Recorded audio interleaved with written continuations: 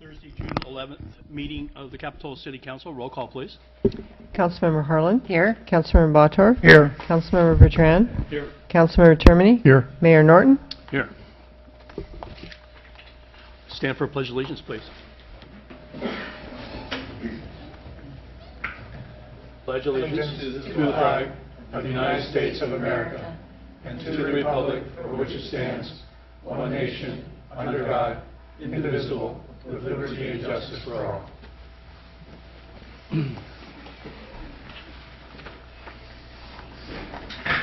Sue, we have some additional materials received. Yes, we did receive 16 communications regarding item 10D, which is the adoption of the fiscal year 15-16 city budget.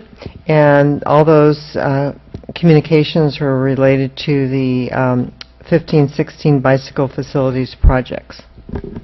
Thank you. Jamie, is there any additions or deletions to the agenda? The staff will note one correction that was made to the initial agenda that was distributed. We had a change to the language for item 8G. In addition, this evening we would recommend hearing items 9, B, and C together as they both relate to the BIA's annual assessment. Thank you. Okay, now is the time for public comment. Oral communications allows for members of the public to address the City Council on any item not on the agenda. Presentations will be limited to 3 minutes per speaker. Individuals may not speak more than once during oral communications. All speakers must address the entire council and not be permitted to engage in dialogue. Thank you. Hello, my name is Helen Bryce, and I'm here tonight from Friends of Monterey Park. I'm the designated speaker for the evening. As you know, we represent families and individuals of all ages and interests. We see that the council has a busy agenda tonight, and rather than take up a lot of your time, we just thought we'd make a brief appearance to say that we fully support the beautiful multi-use park at McGregor, including the skate park there. Thank you very much for that project.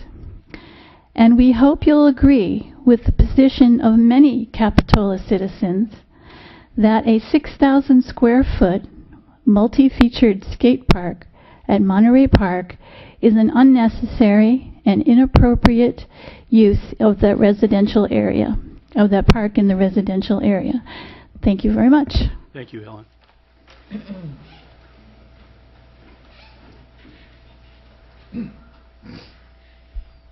Good evening.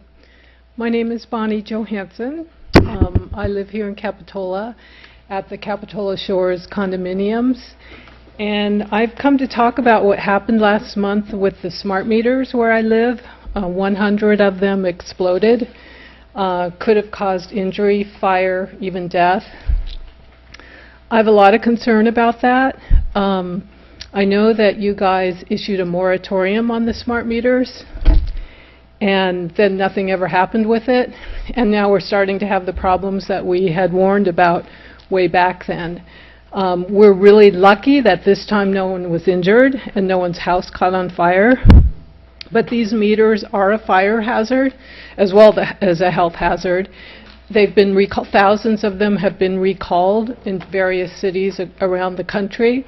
And I'm hoping that we in Capitola would not wait until something worse happens, until someone dies, until someone's injured, until someone's house burns down, before something's done about it.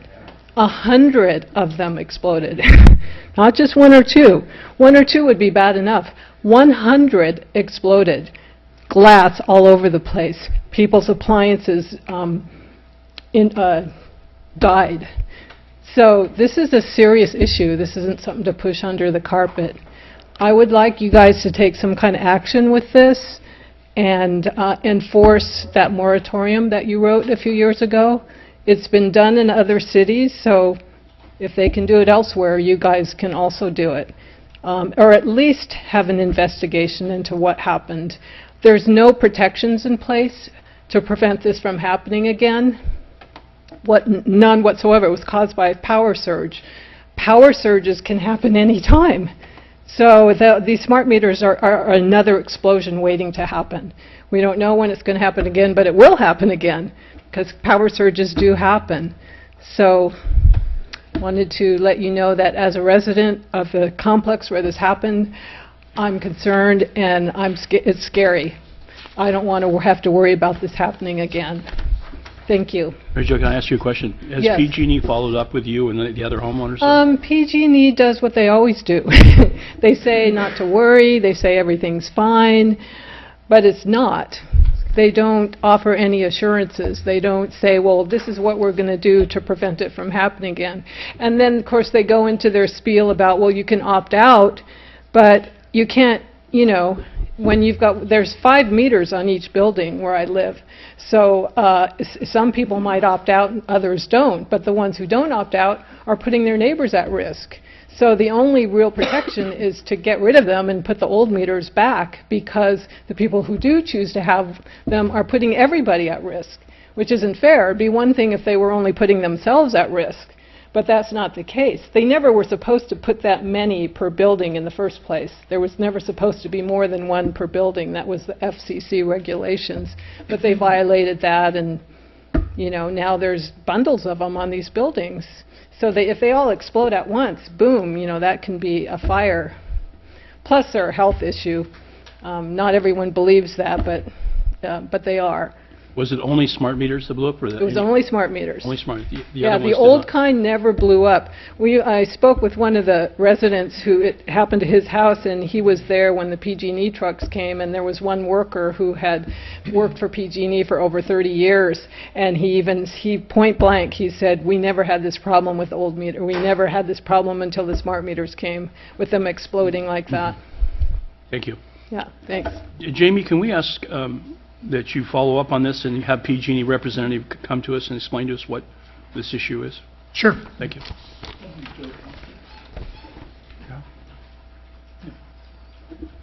Thank you.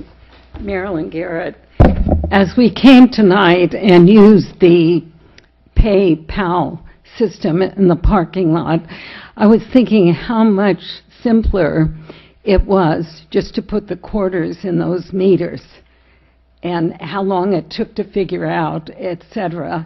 More complicated technology. Likewise, with the mechanical analog meters that measured the electrical use by PG&E, there weren't these problems with explosions. It was simple. They lasted maybe 50 years or more. These so-called smart meters are only supposed to last about 5 years. They're about 190,000 millisecond bursts of radiation a day from 1 meter.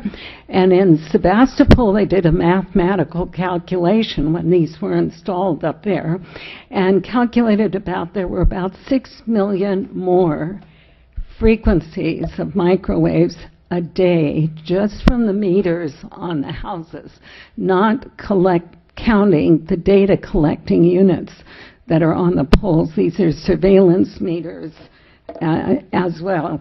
And the account that Bonnie Johansson told you is written up. I'll leave you a copy in the June issue of the Connection magazine.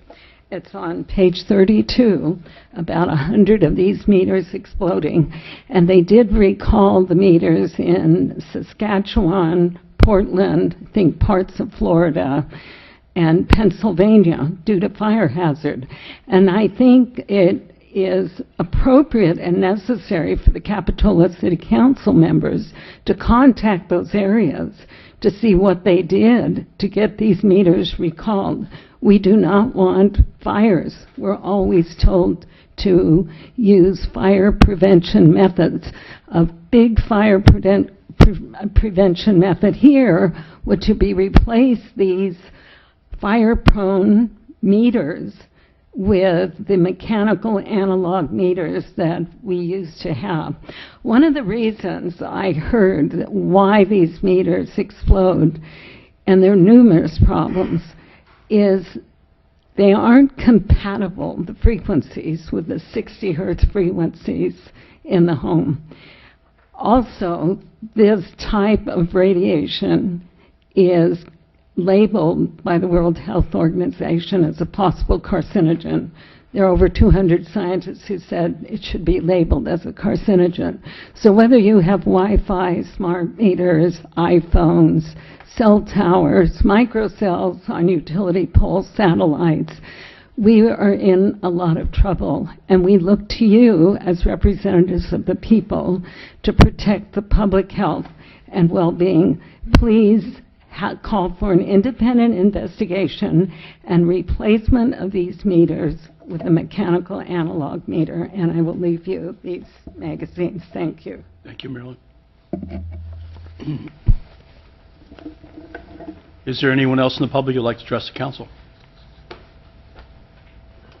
Being none, we bring oral communications to staff. I did want to announce that we've gone live with our new mobile app to pay for the parking, Park Mobile. So you can download it, and you can use that app both here and in Santa Cruz to pay for your parking spaces. So encourage everyone to do so, and let us know and give feedback about how it is to use. Thank you. Council? Michael? We had our first concert last night. Weather was fabulous. Everyone had a great time, and Shane Dwight will be performing this Wednesday. Come on down to the concert. Good, thank you. Car show was also a raging success. Good. So it was fun. And the chief, I think, has finally recovered. I think it's been a long time since traffic duty, hasn't it, Chief? Okay. Yeah, I had a couple of friends tell me about the meters exploding, so I went to their houses rather, and I did see some, I don't know if you call them burn marks, but definitely evidence of some sort of high temperature effect on the paint. And it was already cleaned up by the time I got there, but I did talk to neighbors, and I was told stories of Big Bang or explosion or something like that was quite dramatic. So I don't think I would have wanted to happen in my neighborhood or next to me or even at my house. The other thing that has a lot of neighbors concerned right now is the sound of airplanes or jets overhead, and I was wondering if the city in the next bulletin could put out some information about what some of the citizens can do and talk about what the city has already done. Because I will address that in a minute. You'll address that? Okay, thanks. So those are my two comments. Thank you. Ed? Stephanie?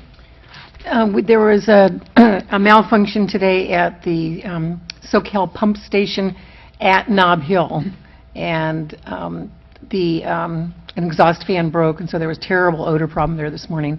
But luckily, they were able to fix it today, so that's really good news. So if any of you, and in the whole rebuild that they're going to do of it, hopefully it's going to take care of the terrible odor problems we've had there in the past. So that'll be taken care of. Next Wednesday is our volunteer dinner night at 6 o'clock at Michael's on Main for all of our city volunteers. If you haven't RSVP'd, I guess hurry up and RSVP for that.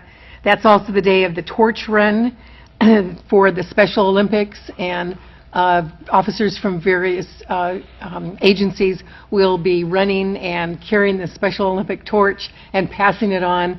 And so they'll be passing it on to us, and they'll be running down into Capitola Village for a little ceremony with the mayor about 11:30 or so. Everyone's welcome to come by. Thank you, Stephanie. John? Yeah, just want to thank everyone who came to the blood drive. I don't know that it was the best turnout, but a lot of people from Capitola did show up, and look forward to the next one. Thank you. As the mayor, I sent a letter to the FFA regarding the new flight patterns that actually taken right over the middle of Capitola. And Sam Farr has been very active in this himself, as has John Leopold. Sam Farr actually has a web site right now that you can actually voice your opinion through. This week, yesterday, we got an agreement from the FFA administration right here in this area that they will meet with us this next week, and we'll be discussing the possible solutions to this flight pattern and the issues. And public will become informed both through the city's website, but also through John Leopold's site, and Sam Farr has communication system set up for members of the public that want to keep abreast of this. But we are taking action as a community on this, and it's affected many of us, and well, I'm feeling pretty positive that we at least got them coming to the table, and that's a good start. Thank you.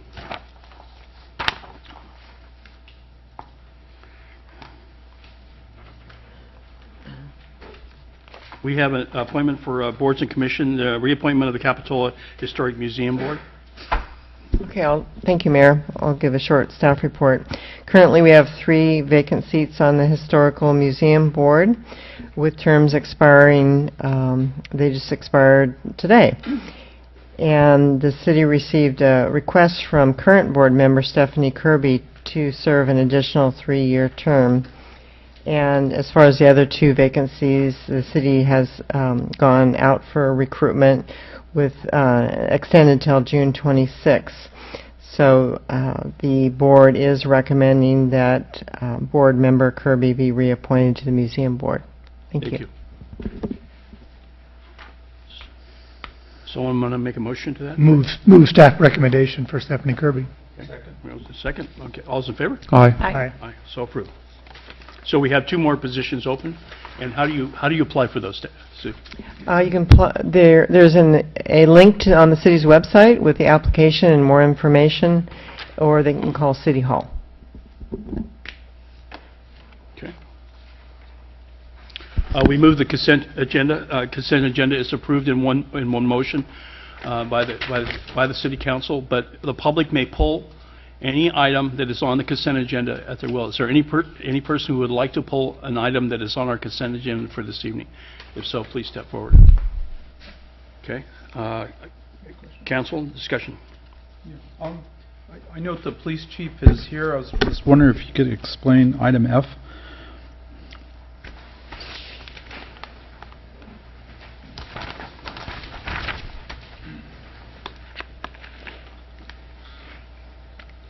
Good evening, Mayor, City Council, Rudy Escalante, your Chief Police. We have handguns that are issued to the officers, equipment that obviously is safety equipment. Over time, there is a flashlight that we put on the rail, which is the bottom part of the barrel of the handgun. That light has caused some fraction on the spring inside the slide. And what we discovered through training was that the slide would actually lock back after the gun was fired one time, making it inoperable. We reached out to the vendor and to the manufacturer. They were aware of the problem, and what we've done is we've exchanged our old firearms for new ones, and they've given us a credit for that. And so in order to purchase the new firearm, which is the same, virtually the same handgun, a different caliber, a smaller caliber, so that the new handgun will not be affected by the light on the slide, or on the rail, excuse me. The old handguns have to go back to the vendor or to the manufacturer. They don't get sold out to the public, and so it's an exchange program that we work with the manufacturer. You notice this in training, so there's a training method, or We train quite frequently Okay. in firearms, and it was discovered at that time, and so we had to immediately replace that. It wasn't something that we could bring in over time. It was something that it was a safety issue that we needed to respond to as soon as possible. That counts for the training. Mhm. Thanks. Rudy, so you're saying that the old handguns can't possibly get back to the public? Is that No, what but they do with them? they go back to the manufacturer, but the manufacturer is Glock, so that's what they do. But we have a vendor that we deal with that deals with the manufacturer. The vendor is over in San Jose. It's not something that they can sell back to the public. Those weapons need to go back to the manufacturer. How much credit we get for the guns that we turn in? Do you have any idea? I believe it was $5,400, approximately $5,400. It was half of the price to replace them. Okay. Thank you very much, Rudy. You're welcome. Okay, thanks. Okay, is there a motion to the consent agenda? So moved. Second. Got a motion and a second. All those in favor? Aye. Moving quickly here. Okay, we're on to public hearings and general government. We're consider approving Monterey Bay Economic Partnership membership and approval of a budget adjustment And I think we have Jennifer Dorset, is it pronounced correctly? Thank you. So, Mr. Mayor, council members, I can introduce this briefly. A couple months ago, Bud Colligan, who's the co-chair for the Monterey Bay Economic Partnership, reached out to the city to ask us about whether we'd be interested in joining. The Monterey Bay Economic Partnership is a group that was established relatively recently, and it came out of a real collaborative effort in Monterey County, where the cities, public sector, private sector, were trying to think sort of differently about economic development.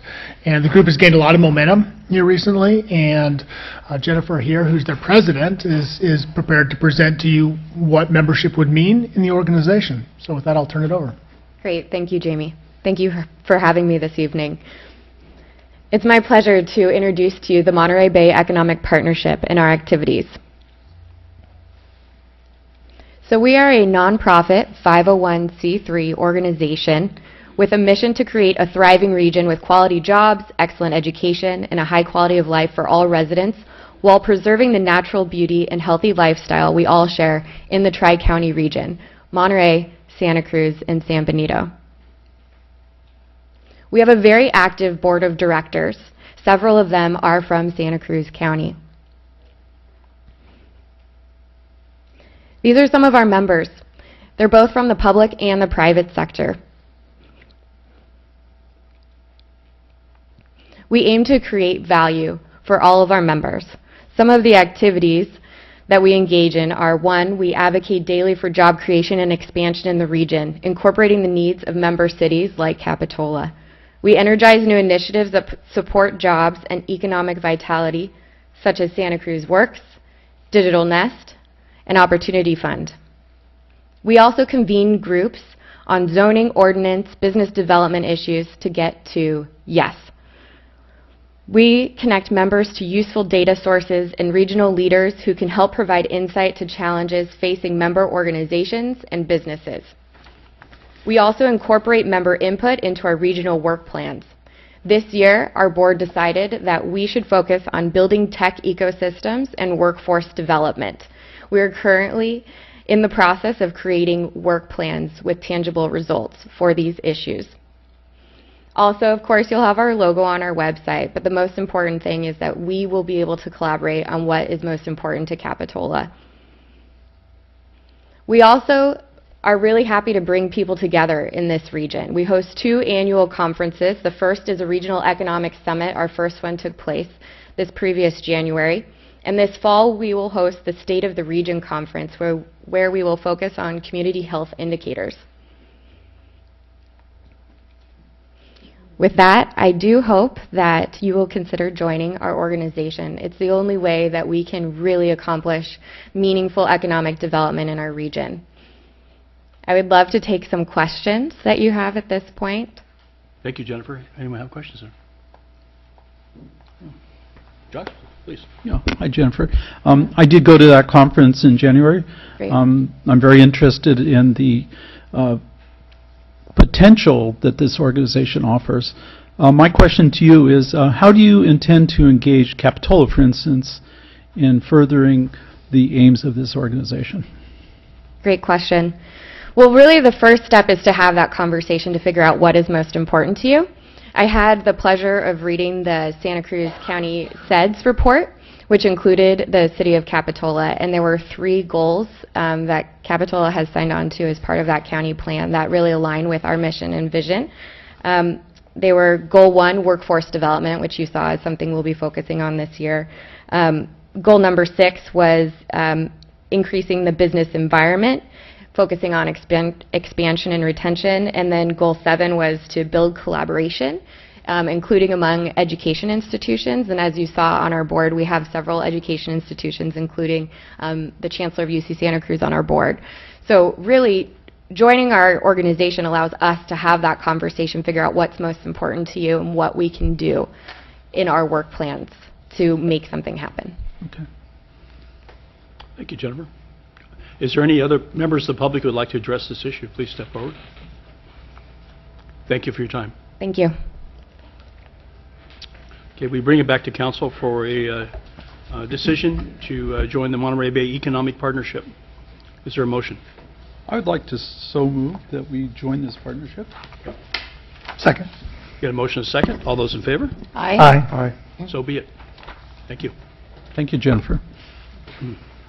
Move to 9B, which is consider the introduction of an ordinance amending chapters 5.10 of the municipal code pertaining to Capitola Village and Wharf Business Improvement Area.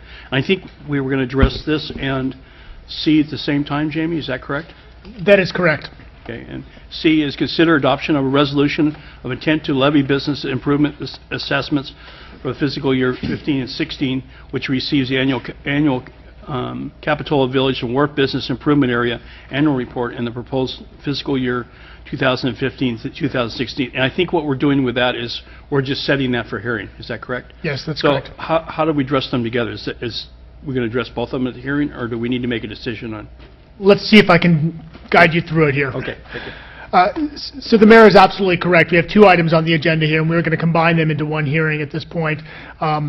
Number one is what we're talking about doing. The BIA has suggested potentially amending their ordinance, their enabling ordinance, and we thought that made a lot of sense to do at the same time.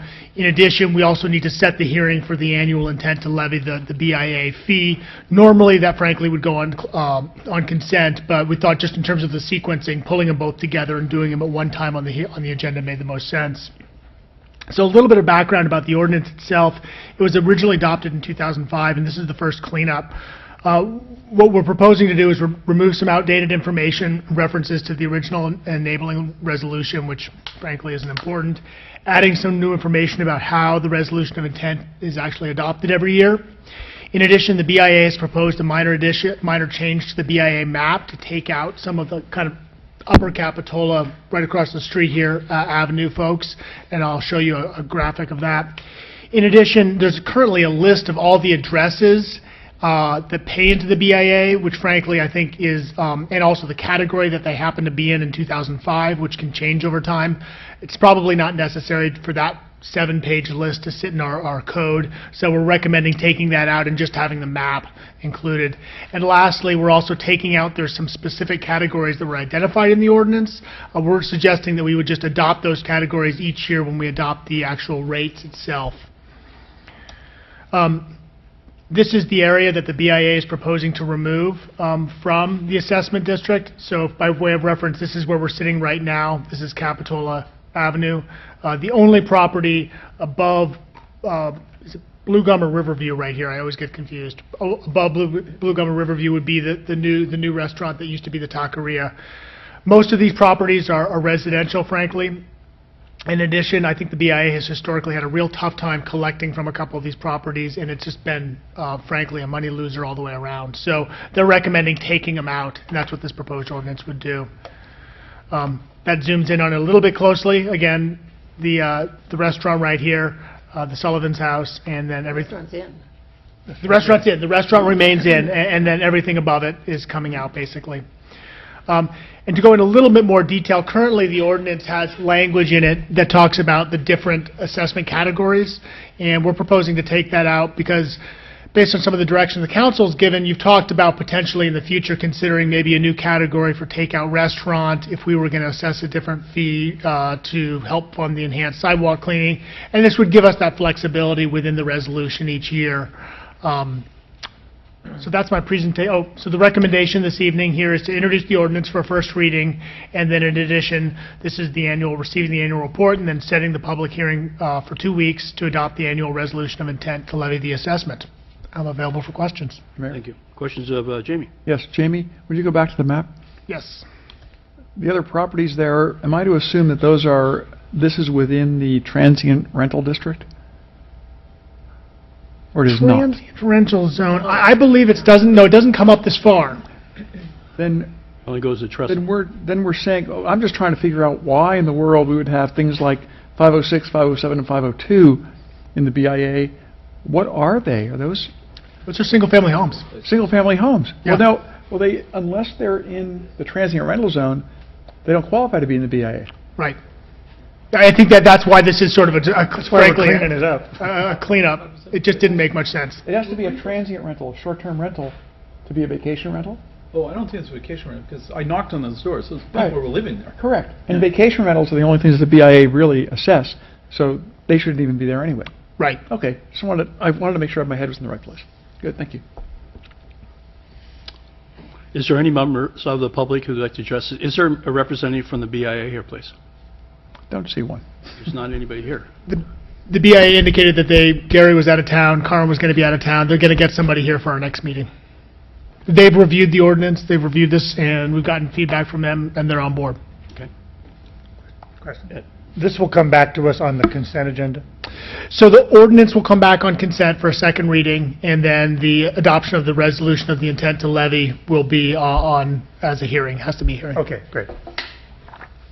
Okay with that, Ed?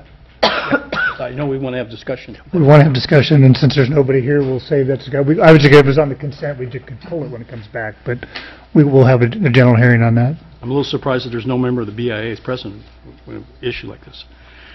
Okay. Back to council. What's our direction here? Motion for staff recommendation. Second? That sets both items to a public hearing in 2 weeks. One item. No, they actually both would. It'd be the second reading of the ordinance as well Okay. as I'll probably bundle them both the same, just so that they're both in the same spot to talk about on the agenda. Okay. Thank you, Jamie. Okay, we move to item D. Consider a resolution. Want to vote? You want to vote on? We didn't vote? No, we didn't vote. We just Oh, made okay. a second. Excuse me. All those in favor? Aye. So be it. Thank you, Ed. Okay, item 9D, consider a resolution approving the proposed 2015-2016 fiscal year budget with City Capitola. And thank you to staff and city manager for guiding us through this in a very effective manner. Thank you. Mayor, members of the council, just a quick recap on how we got to today. On May 8th, the proposed budget was distributed to all council members as well as the public on our website. We held a public hearing on May 20th, and then also on June 3rd, we had the second hearing, following up on all the council requests from the first hearing, and also heard from the Finance Advisory Commission for their recommendations on how to use the general fund balance. And then we're here today for the final adoption. Some of the changes from the proposed budget, it's still balanced, so all the ongoing revenue equals the ongoing expenditures. We've added a police officer position. We've also eliminated a community service officer position in the police department. We've corrected the community grant entry error we had. We've reduced the IT transfer. And then when on the consent agenda, you approved the alcohol beverage control grant. So we've also included that in the final budget adoption resolution. At the end of last year, the general fund had a fund balance of $934,500. The Finance Advisory Committee as well as the City Council discussed this and came up with a recommendation which is very closely aligned between the two.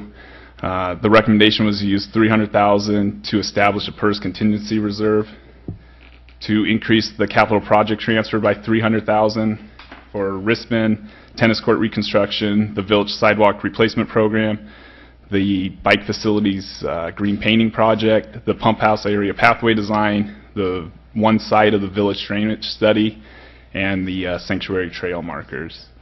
It also includes a $50,000 transfer to the facilities fund, $15,000 for a one-year enhanced village sidewalk cleaning program, as well as $3,500 for the plein air event from the Arts and Cultural Commission. The recommendation today is to adopt the resolution to approve the fiscal year 2015-16 budget and cancel all the remaining budget hearings. And with that, I'd welcome any questions. Question more? Josh? Have we reached out to the BIA and talked to them about the proposal to do the sidewalk cleaning? Maybe that's not for you, Mark, but That's Jamie, not for perhaps. them. So the question is, have we reached out to the BIA and talked to them about the enhanced cleaning program? They're certainly aware of it. I think that the conversation with the council, I expected to take place today during this previous item, and I presume it'll take place in 2 weeks. I think that's where it's council's opportunity to explain this to them. I do know that the BIA is aware of the proposal and the plans. Thank you. Is there any members of the public who would like to address us on the new budget for Capitola for 2015-2016? Is there any comments from our staff who have some say in this? Nothing. They're happy. I think all I want to do is just thank our finance staff. I think they did a great job pulling this together. I know it was a bit of the seat of the pants thing for Mark to come on board and tell him that he was publishing agenda the next day, but I think he's done a great job pulling it together and helping guide us through this process. And also, I think the council did a good job taking a lot of different input and trying to balance different interests and looking at a responsible way to allocate our fund balance in a way that helps, further stabilize the city looking forward and develop some important projects. So kudos all the way around. Thank you, Mark. He's going to think it's easy from now on. So. Thank you, Mark. We're going to expect that every year from now on, Mark. Thank you very much. Make sure there's always enough money. Always $1 million. Yeah. Josh? I also like to thank the Finance Committee. We did have a report last time, and the public is very welcome to that committee. There was a lot of, as reported last time, there was a lot of good discussion. A lot of ideas went back and forth. Not all the ideas were accepted, but the ones that were accepted were welcomed and are part of the budget. Thank you. Okay. Let's do a roll call vote on this, and what is the wishes of council? Motion to adopt budget. Second. Okay. Sue? Councilmember Harlan. Aye. Councilmember Bottorff. Aye. Councilmember Bertrand. Aye. Councilmember Termini. Aye. Mayor Norton. Aye. We have a new budget. Thank you. Hey. I knew the bicycle committee would enjoy this. Did you guys have a meeting recently? And How come so many letters? have everyone email us? When was that meeting? Was it like the night before we started getting the emails? We feel the love, okay? Okay, we move to item 9E, receive report regarding the Santa Cruz County Library Joint Powers Authority. Michael, are you going to give that? Jamie and I are both going to give it. Okay, all right. I was going to try to bring everybody up to speed. There's been a lot of work that's been done on the regional JPAs here in the last several, unfortunately, it's been the last several years. Let's see if I can bring this up. There we go. So as a reminder for everybody, the city participates in a number of JPAs to provide library services. We do it regionally here in Santa Cruz County. The library system includes the cities of Santa Cruz, Capitola, Scotts Valley, as well as the county. Watsonville has their own independent library system. We basically have 3 different JPAs that deal with libraries. First, we have the Library Financing Authority, which basically sets kind of the contributions from the various parties and then distributes the money out to the 2 different library systems. There's the Joint Powers Authority, the Library Joint Powers Authority, which is really kind of the governing board that oversees the library operations. And it is actually set to expire in 2 years. In 2017, that was sort of the genesis of these conversations about the future of the library system. And then lastly, this is the newly established Library Facilities Financing Authority that is set up to potentially be the conduit to issue a special assessment to finance construction of new libraries. You'll recall that we adopted this and helped form this last year. At this point, that entity really doesn't have the power to do anything. It'll require a JPA amendment to actually specify the amount of debt that would be issued and how it would be distributed to the various parties. So those are the 3 different JPAs. The big topic has been, what are we going to do about the governance and the operations library in that JPA? Currently, the governing board is comprised of 2 members of the Board of Supervisors, 2 from the City of Santa Cruz, 1 from Scotts Valley and Capitola, and then 3 citizen members as well.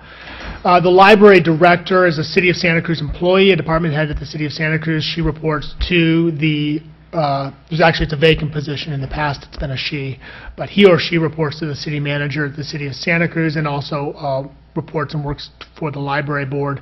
All the rest of the library personnel are City of Santa Cruz employees, and then the city basically collects kind of a flat 5.5% of the total amount that comes to this library system to administer the entire program. So for a variety of reasons, the current structure was unacceptable to all the parties, and so we've gone through a long process of negotiating what a new service JPA for libraries could look like, and this is what has come out the other end. Basically, the suggestion is, the proposal right now is a 4-member new board that would consist of the county administrative officers and the 3 city managers for the cities. It would be responsible for hiring and supervising, overseeing the budget, hiring, supervising the library director, who would then oversee all the staff, overseeing the budget, and then adopting the service levels. In addition, there'd be a library commission, be a 7-member board comprised of registered voters with 3 from the county, 2 from Santa Cruz, and then 1 from Capitola and Scotts Valley each. And it would be intended to be the community voice and provide recommendations to the governing board and to the library director. There's a lot of discussion about future staff for the library. At this point, the plan is to keep them with the City of Santa Cruz. However, the JPA would have the authority to contract with any of the parties for specific services, or down the road potentially hire its own staff as well. The service levels that are identified in the JPA identify the goal to maintain the 10-branch system and provide equitable service based upon agreed-upon metrics. That language took a while to come to. And then basically that the JPA would get support services, not necessarily from the City of Santa Cruz, but that certainly could be an option, but rather than a 5.5% fixed rate, it would actually be at cost. The Library Financing Authority was also a little bit of a challenge, mostly because what's happened over time is that the City of Santa Cruz and the City of Watsonville have contributed a fixed amount into the Financing Authority, and the County Library Fund, of which the City of Capitola is a member, has contributed almost all of its property taxes straight into the Library Financing Authority. And so that amount, of course, grows over time as property taxes have increased. And so what's happened is basically the numbers have gotten a little bit out of whack. And so there was a lot of discussion and a lot of negotiations about how those numbers should be tweaked on a go-forward basis so that the costs were fairly distributed to all the members. In addition, the Library Financing Authority also collects $9.3 million of sales tax. That's the permanent quarter-cent add-on county-wide that goes to the LFA. And then the Library Financing Authority, as I mentioned before, takes in all this money and then distributes it to the 2 different systems based on a per capita allocation. So the proposed changes to the Financing Authority basically put it on a 5-year term and fix the County Library Fund contribution at $5 million, where it is today, for the next 5 years. So that number won't grow for the next 5 years. And then the increase in that library fund will be allocated and available for libraries, Capitola included. It'll be allocated at the discretion of the Board of Supervisors, and it'll be allocated in close consultation with the City of Capitola and Scotts Valley and the library director. That has been a source of some discussion, as you can imagine, but that's the language that we have at this point. The City of Santa Cruz is going to increase its contribution from about $1.4 million a year, where it is now, where it's been for the last 15 years. It'll increase by about $70,000 a year.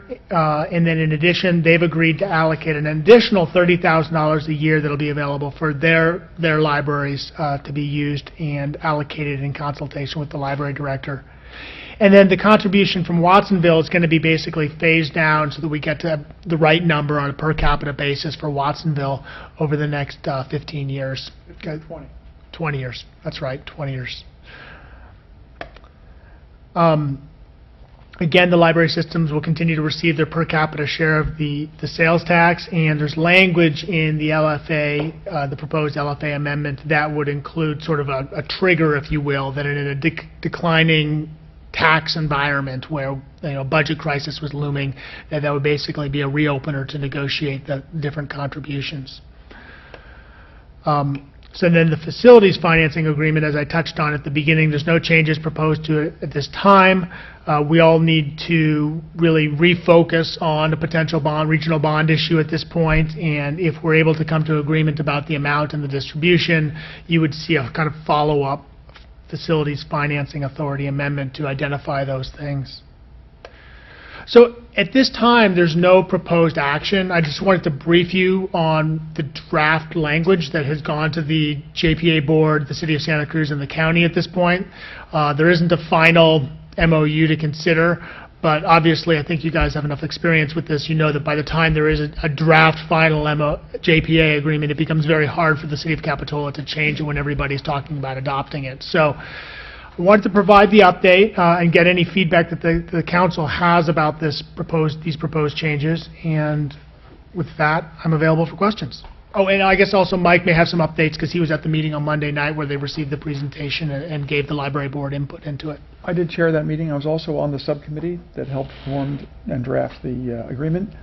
A couple of the things that you might question is why change the JPA agreement? Why change the board? It's been going along for a long time. It's long been thought that the board was too political in nature. Frankly, there were just too many elected officials on the board. Everyone was very parochial. Everyone was very outspoken for their own little area. And it was supposed to be particularly focused on providing services for the patrons countywide. We felt the best way to do this was to, not unlike 911, put the city managers in place along with the CAO to do the day-to-day budgeting and functioning of the library. Very straightforward, very effective. They are still at our beck and call. I mean, they answer to us. So really, the cities are being represented. There was also a concern that that the library director never worked for the library board. The library director has always been an employee of the city of Santa Cruz. So the board couldn't even effectively really review the performance of the library director. They could suggest it to the city manager. Really, the city manager reviewed it, and the library director was another department head. We felt that needed to change, and that does change with this. The board was unanimous in its desire to keep all employees of SEIU working at the library whole with regard to their PERS, their retirement, their working conditions, and their negotiating ability. So we did manage to do that. We couldn't do it forever, but we did it, pushed it as long as we could. The City of Capitola will have a seat on the Citizens Advisory Board.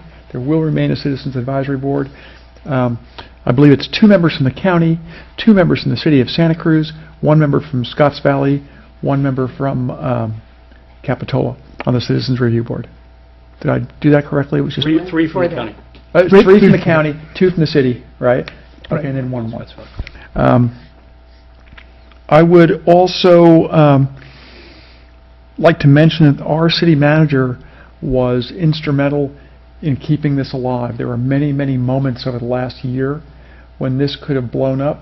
We could have wound up with a fractured library system and could have lost what we have grown in the last 10, 12 years, in that the cities would no longer work together. The county would take most of the money, walk away and do what they wanted. This preserved the kind of library system we want. And our city manager was a voice of reason. I observed it many times. So, questions? Are there any other library models that follow this that you know of in California? They're each a little bit different, oddly enough. Everyone has their own little mix. This is very similar to some, in that there are cities banded together. Usually it's just like 1 or 2 within like San Francisco or in San Mateo is a good example. No one's exactly the same. Is there any way we can put more teeth in the Library Advisory Commission? I wish there were, but just by what we were trying to achieve, by not having it be parochial and not having it be city by city or the Valley or Scotts Valley or Capitola or City of Santa Cruz, trying to keep it pure and for the benefit of the library, this was as good as we could do. And we felt that having the city managers rather than electeds for the day-to-day work. No, I understand that, but for the Library Advisory Commission, is there anything else that anybody has thought of so that it will be an advisory commission that will have some teeth, that people will listen to, that they will have some confidence that, It's up to that us. the public is being represented by these individuals on that body, and that body has a strong voice before the governing board? That's the only question that the public is going to have. That's our job, because we will get the reports from the Citizens Advisory Committee as well, and we have to make sure that we direct our representative to the admin board to follow through and listen to those recommendations. So it is really in all of our hands. It's almost as though you have all been brought onto the library board indirectly through the city manager. With regard to the contributions from Watsonville and Santa Cruz that were pretty much frozen, would you say that the solution that's been reached is a equitable solution? And In 20 years, yes. Okay. And it's going in the right direction. At the time, it was equitable, but things have changed over the years. So I think you're going to see in the next 10 years, hopefully we will all use the same metric for the amount contributed, because that's really what should happen. Okay, thank And you. it's not like Watsonville was getting away with murder or anything. I mean, they weren't getting I understand. hundreds and hundreds of thousands of dollars of extra. I said slight inequity. Very little. Okay. Very little. So, in the effort to get away from parochialism, we've gone towards a administration of experts, I guess. Benign dictatorship. Benign dictatorship. So I'm wondering if we're going too far at the expense of not having electeds at the table, because my concern is that there's that perhaps lack of response, direct response to the public's concerns about service provided, hours, a whole variety of things that the library deals with on a day-to-day basis. The electeds have that direct connection. I'm not sure that the city managers will have that direct connection. So that's my concern, actually. I see what you're saying, that we have a city manager on that board of 4. Okay. So I'm thinking that maybe to strengthen that connection, we should have some mechanism with our city manager for a review of policy things that come up. Well, I believe that our ad hoc library committee should become a permanent standing committee, so that not only does the representative to the Citizens Advisory Group sit on that committee, but so does the city manager as our staff person, so that flow of information takes place. And remember, if you look closely at this, it takes a unanimous decision to amend and approve a budget for the library. So the county can't co-opt any single city into doing something for the budget that they don't want to do. It takes all of them, all 4 individuals, voting unanimously to do a budget. That's a tall order, and it's something that people pay attention to. And it was put in there for a purpose. Okay. So in terms of looking at our library committee, making it a standing committee, sort of like finance. Yes. Okay. I think that's a great idea. I'd like that connection. The other question that I have about is MOUs. So this is going to be on the county level at this, the city of Santa Cruz level at this time. The city of Santa Cruz will be negotiating with their SEIU units to approve a contract. Whether it's 2, 3, or 4 years, whatever the length of that contract, that's how long the employees of the library are guaranteed under this agreement to have the same conditions. It would be, frankly, foolhardy at the end of that 3-year contract for the administrative board to decide that they're going to bring on all new employees to run the library. I mean, think about that. I could see where they might move to a separate bargaining unit. Yeah. And I think at the end of that time, right now, that's not something that the SEIU is really warm to. They're concerned that it would dilute the bargaining power of a smaller group of employees as a bargaining unit. I feel that there are benefits to that, in that the non-safety employees of Santa Cruz, the librarians are a specialty, and those that work at the library are a specialty. And I think they would have more power bargaining, and I would have a higher hope of them getting as good or better conditions than any other group within the city of Santa Cruz. Although they would not have strength in numbers, they do have strength in the abilities and their expertise. One thing I'd like to see, this is going to come back to us for our approval. Yes, we will have a formal approval of this. It's going through legal now, is it not? Or has it gone through legal already? I think that the document's gone through legal. We went through these sort of preliminary reviews. We also have to see a final draft of the LFA. There isn't, right. I knew there was a little bit more admin work to do on this before it comes to us, probably in the month of July sometime. I think August is more realistic, All right. yeah. Good. August. In a way, I think I share Stephanie's concerns, and before we get to the approval process or the discussion for approval, I'd like to see a proposal for our soon-to-be or library committee. Good. I'd like to see that so that we know what we're going to have in Capitola to protect our interests and to have that conduit guaranteed, and then I'd feel very comfortable about approving. And I would be interested in that we more formalize the appointment to that committee. Right now, it's pretty open and relaxed, but I think it would be important in that committee to not only have the person representing us on the advisory county committee, the city manager, and also a single representative from each council member. Very balanced committee, standing at all times. And by the way, you may notice if you read through the library JPA, the administrative board is a Brown Act committee. It is open to the public. So no one's meeting in a back room in the county building and making decisions. That's very, very significant. And if you have any other questions, Janice O'Driscoll's in the audience. She's our acting library director. We lost Teresa Landers, and after this is all secured and approved, we will then go out with the help of a consultant and actually hire a new library director. And yes, I said consultant, and yes, I actually was in favor of it. I've worked with library director consultants for the hiring, and they are no short of magical in their connections and their ability to do that. So, yeah, you need a consultant for that. I have one other question, maybe sort of along the line that Ed is concerned about, which is cost. So I note that the Board of Supervisors are going to have a lot of say in asking for more money, et cetera. So I was wondering if you could talk a little bit more about that. Asking for more money, you mean regarding the bond proceeds, Yes. the future bond proceeds? That's a fight that has yet to be fought. There's a lot of push, a lot of tension right now with certain needs and desires. I think that for the success of this particular parcel tax to take place, everyone's going to have to settle on a lot less money. And I think it's going to take a lot of the pie-in-the-sky desires off the table, to where libraries are getting, we may wind up with something like $5 million. And with the two that we have, or 2.5, we'll build a pretty reasonable 8,000 or 9,000 square foot library that would fit on our property.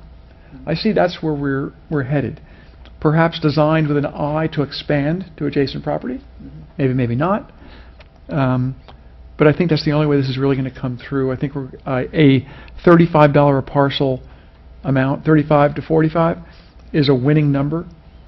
If it polls at 75%, which the city manager and I hope it does, then the saber rattling by certain small segments of the community threatening to overturn it if they don't get more than their share will be moot. Did I get through that without mentioning any names? I think so. I think you did. Okay, good. Pretty neutral. I'll leave it at that. I think we should recognize Mike's contribution to the library effort here. Thank you. One other point I do want to make regarding the county and the allocation, and this is sort of our last little remaining thing, and this is beyond the JPA, but the point that I made where the library fund is going to contribute a flat amount into the LFA going forward. So growth in the property tax is going to now be allocated by the Board of Supervisors for library fund libraries. And it's a $5 million figure, so you grow that figure at 3-4% a year. It's a pretty big number pretty quickly. And so I've been pushing the county, and they have talked to me, and we've conceptually suggested a sort of MOU to guide how those funds would be allocated, because I think that's important from Capitola's perspective, because it's our tax dollars too. It only, of the overall amount, we're only 8% of the total amount in the library fund, but it is our tax dollars, and I think it is appropriate for us to have a little bit of a say with where some of those go, and probably should come back to Capitola in some way. There was a lot of robust discussion during Monday night's meeting on that, and it's in our minutes that everyone was very specific about the fact that that money needs to be spent only at the 10 branches, the bookmobile, and the virtual branch, period. That no other pet project should be funded by the county's extra fund. I'm glad you're in it, Mike, not us. There were times that I wish that anybody else was in it but me, but that's okay. Thank you. Is there any member of the public who would like to address this? Janice, would you like to introduce yourself? We haven't met you yet, so please come forward. This is selfless volunteerism. Janice could have sat back very comfortably as a highly qualified librarian and not put herself on the firing line And there she was. Just, always thought you were so intelligent and level-headed. What happened? At a moment. I'm actually really pleased that I can help in this way. I was most recently the division manager of programs and partnerships. I've worked my way up through my library career. I started out as a half-time children's librarian and a cataloger. I have worked in public libraries in Texas, Massachusetts, Pennsylvania, and then I came to California. I've run bookmobile services for the whole width of Massachusetts was my territory. I've done jail service in Pennsylvania, Anthracite Coal region, and then I've done a lot of different things here. So I think the only thing I would say, Mike, is that there are 3 bargaining units with the library. It's SEIU, and then there's 2 different units with OE3. But the basis that you explained is correct. Great. I can answer any questions, or this is who I am. Nice to meet you, Jess. Hope to see you Nice again. to Thanks for what you do. Thank you. Appreciate Thank it. you. And let me put a plug in for the librarians in general in Santa Cruz County. For better or for worse, we're not famous for being the highest paid library organization in the state or in this area. And in spite of that, we retain our librarians. They truly love what they do and where they do it. Just remarkable. Very proud of what we do. I'm happy to work with all of you. And particularly, and the other thing to remember is Capitola and Felton, regardless of what happens, have been promised new libraries, and that hasn't changed. It's in the agreement. Same. That, whatever level we go in at, that's a given. And for some reason, over the last 10 years, we've had 3 members of the library team at the Library of Congress retire here. Think about that. Let that roll around your head a little bit. Why does something like that happen? And one of them sits on our board right now. And, there has to be something magical about this place. Some book juju takes place here or something. Thank you. Thank you, Jess. Thank you. And call me anytime if I can help. So is there a motion to accept the report? Mike. I also move. Second. A motion is second. All those in favor? Aye. We move to item F, consider the introduction of ordinance amending Title 15 Municipal Code by adding Chapter 15.10 to provide an expedited, streamlined permitting process. I love that word. Holy mackerel, Oh, really. jeez. So good years. Thanks, Rich. Take it. Good evening, Mr. Mayor, City Council. This item is before you this evening as a result of Assembly Bill 2188, which passed last year. It requires all California cities and counties to adopt a solar streamlining ordinance by September 2015. And this ordinance would apply to all small residential rooftop solar systems that are under 10 kilowatts for energy production. In summary, the bill requires that rooftop solar permits are issued through an administrative process like a building permit, not a discretionary permit that would go to a planning commission or city council, that the permit process be expedited to reduce the amount of time, reduce cost, use standardized and streamlined applications and checklists, and that there be no more than one building inspection performed on an installation. And then finally, that a city or county could not condition approval of a solar installation based on a homeowner association approval. The good news is the City of Capitola largely complies with this bill as we stand today. This chart here kind of shows the requirements of the Assembly bill, the current standard that the city uses, and then the change that would come from it. By and large, we really aren't looking at any changes. We would expedite our permit process. Right now, it's about 1 to 3 weeks, depending on workload. We're going to aim to get everything in and out within 1 business week or 5 working days. And we have to create some streamlined, standardized application checklists. We're in the process of doing that. The state did develop some handy-dandy templates for us to use. We're changing those a little bit based on our needs, but all in all, this isn't a big change for Capitola. And so with that, our recommendation is to adopt the ordinance. Thank you. Available for questions. Questions are Rich. Mike? I am very much in favor of increasing the threshold for 2 reasons. there are rooftops large enough and photovoltaic panels efficient enough to believe that a 16 kW system is not out of the question and will be the norm. And secondly, they come in modules of 4 kW, so 10 is kind of a bastard size. Okay. And I think there's nothing wrong with streamlining up to 16 kW. It's my only recommendation. No, okay. Stephanie? Why no inspection? And what, they're inspecting to see that it's placed properly and that it's operable.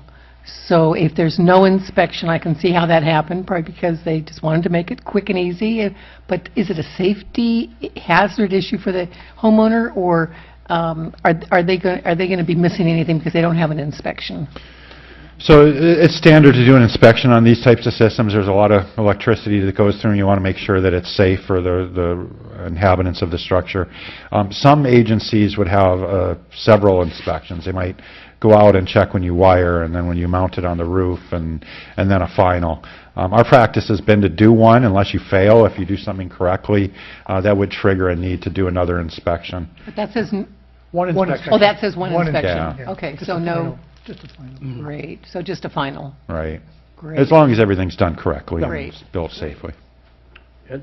Are we the only city that's free? Or No, actually, I looked at that. There are a few others out in the there, county, but in- in the county, I really can't say with any certainty, but I can say there's not many other agencies in California that offer for free. Good for us. Yeah, we're Nothing's as cheap as you can get. Nothing's free in the county. Come on, let's be serious. I think we are. I think I was trying to plug us there, but No, I that's meant okay. the county building. There's nothing Oh, free that's inside okay. there. Yeah. Anyway, good for us. Thank you. We haven't got to the step yet where we're requiring solar panels on new construction, but we could easily require for houses to be pre-wired for it. In other words, running it to an area on the south exposure, let's say, for it. So when you go to do the hookup, you don't have to tear the house apart to do it. So we could make that part of our building code, that houses new construction required to do inline wiring for new panels, not requiring the panels themselves. Maybe the next time we update our green ordinance, because I'd also like to add the real no-brainer in solar gain, and that is solar assist hot water should be required on all new homes, period. Not that expensive, and it is the most bang for the buck. Good, Mike. Yeah, we do look to update our green building ordinance by the end of the year, and we'll be bringing that for you. We did also intend on bringing a pre-wiring solar-ready type ordinance before then, maybe in the next month or two, that would essentially require pre-wiring for solar, electric vehicle charging stations, solar hot water heaters, new construction. Right. So that's something that you can expect to see probably sometime this summer. Nice. Any members of the public like to address us on this issue? Being none, we return to council for deliberation. I will move the staff recommendation with the increase of the threshold being 16 kW for photovoltaic. Got it. I'll second that. Okay, motion is second. All those in favor? Aye. Okay, we will adjourn to the next regular meeting of the Capitola City Council, and we are going to re-adjourn. Mr. Mayor, before you do that, I do think that you wanted to report out on closed session. I'm sorry. I think we skipped over that earlier step, so. At closed session today, we had a evaluation of the city manager's performance, and we support our city manager, and we gave him some food of thought and some inspiration, I think, and we're happy with his performance, and we hope he continues on for many years with us. Thank you. Okay. We will adjourn to the next regular meeting of the Capitola City Council on Thursday, June 25th, and we're going to re-adjourn now as the redevelopment agency. Do we have any items? Oh, we need a roll call. I'm sorry. Sue? Actually, roll call is not necessary. Oh, it's not. Okay. General government hearing. Jamie, you have anything to put in here? I think the first item will be to see if any member of the public had any comments, any item not on the agenda. What are they going to comment on? Former redevelopment items. Would any member of the public like to address us on the redevelopment agency that doesn't exist? The non-existent agency? Seen none. Seen none. That's a good name. That's a good name for it. Yeah. It's shorter. Governor Brown. Jamie, take over. Okay, well, that takes us to the general government public hearings, and this is really just a resolution to approve the proposed fiscal 15-16 fiscal budget for the redevelopment agency and successor agency. Yes, the items on the ROPS. Okay. So do we need a motion or do anything with that, or what do we do? Yeah, the staff recommendation is to adopt the resolution, which would approve the budget for this fiscal year, and that's consistent with the draft budget that was circulated and the budget hearings that we held. Is there a motion to adopt Move the budget? approval of the resolution. Second. Motion is second. Roll call, please. Councilmember Harlan. Aye. Councilmember Bottorff. Aye. Councilmember Bertrand. Here. Councilmember Termini. Aye. Mayor Norton. Here. Okay, we'll adjourn from the redevelopment agency. Stephanie? I just had a question. Are we meeting the second meeting in August?